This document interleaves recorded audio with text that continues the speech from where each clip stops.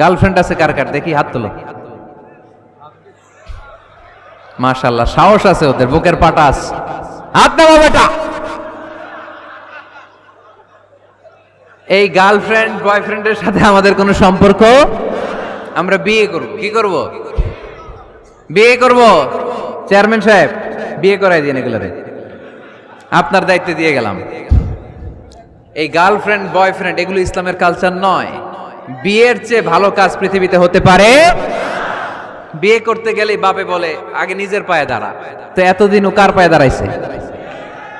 ছেলে মেয়েদেরকে সাহস দেন, ছেলেও পড়বে। ওই যে একজন চিল্লান দিয়ে উঠছে, ওর কমন পড়ছে, কমন পড়ছে। মাশাআল্লাহ। গার্ডিয়ানরা যারা আছেন ওদের দুঃখ কষ্ট একটু বুঝছেন আপনারা, মিলাই দিয়েন ওদেরকে, বিয়ের পিড়িতে বসায় দিয়েন। বিয়েতে কল্যাণ, বিয়েতে বরকত। বিয়ের মতো ভালো কাজ হতে পারে না।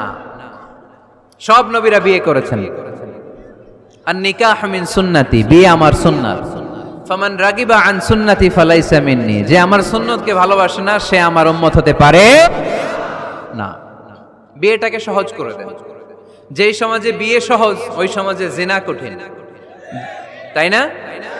যেই সমাজে জিনা সহজ ওই সমাজে বিয়ে কঠিন। আমাদের সমাজে জিনা করা সহজ, বিয়ে করতে লাগে 10 লাখ, জিনা করতে লাগে 1000। ঠিক কি না? 10 লাখ টাকা ছাড়া বিয়ে করা যায় না। এটা লাগবে, ওইটা লাগবে, এই দাও, ওই দাও, মোহর দাও, বিশাল অঙ্কের মোহর। 10 লক্ষ টাকা ধার্য না করলে মেয়ে দিবে না। এরকম আছে না নাই? না, এগুলো আসলে ইসলামিক কালচার না। ছেলের বাবা মেয়ের বাবা উভয়কে আমি বলি বিয়েটা সহজ করে দেন, সহজ করে দেন। ছেলে পড়াশোনা করুক, সমস্যা নাই, মেয়েও পড়ুক, কিন্তু তারা পবিত্রভাবে তাদের সম্পর্ককে মেনটেন করুক। ঠিক কিনা? তাদের এই যৌবনের তাড়নায় যে পাপের সাথে জড়াবে তার পার্সেন্টেজ গুণা বাবা হিসেবে আপনার কাঁধেও আছে না নাই? এজন্য বাবারা সাবধান, মায়েরা সাবধান, বিয়েটাকে সহজ করেন। এই এলাকার যুব সংঘ যারা আছো, তোমরা একটা ক্যাম্পেইন করবা এই মাহফিলের পরে, টাইমলি ম্যারেজ ক্যাম্পেইন।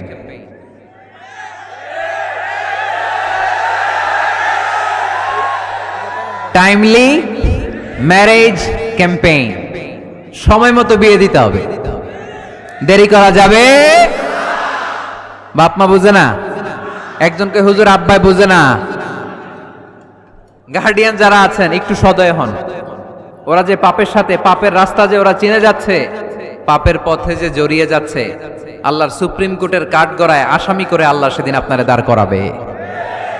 আল্লাযীনা হুম লিফুরুজিহিম হাফিজুন, দে গার্ড देयर প্রাইভেটস। মুকদ্দামাতুল হারামে হারাম, এট এ গ্ল্যান্স। একটা নারীর দিকে চোখ পড়ে যাওয়া এটা হারাম না, কিন্তু এই চোখ পড়ার কারণে এটা জেনার দিকে নিয়ে যাবে, এজন্য এটাকেও হারাম করেছে কে? মুকদ্দামাতুল হারামে হারাম। এই নজরটা বড় খারাপ। আর নাযার সাহামুন মাসমুমুন মিন সিহামি ইবলিস। এই নজর হচ্ছে শয়তানের বিষ মাখানো তীরের মধ্য থেকে একটা ভয়ঙ্কর তীর। এই তীর দিয়ে শয়তান যুবক আর যুবতীদেরকে কাবু করে ফেলে। আমরা শয়তানের হাতে ধরা দিতে চাই না, আমরা বিয়ের মতো পবিত্র বন্ধনে আবদ্ধ হতে চাই। ঠিক কি না?